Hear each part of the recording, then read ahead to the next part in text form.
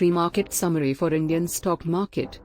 Singapore Stock Exchange Nifty 50 Index futures indicate a 58-point drop at the opening bell. Asian stocks are lower on Monday as worries about Fed hikes resurface. The People's Bank of China lowered its 1-year and 5-year benchmark lending rates.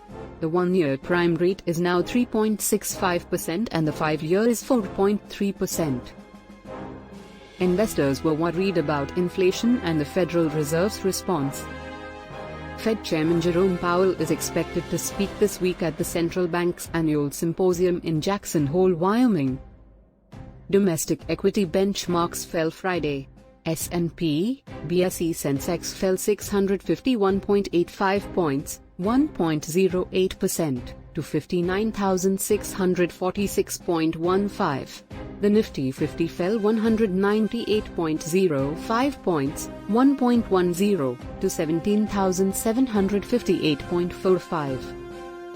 Foreign portfolio investors, FPIs, bought shares worth 1,110.90 crore on the 19th of August, while domestic institutional investors were net sellers of 1,633.21 crore. Follow us, information is wealth.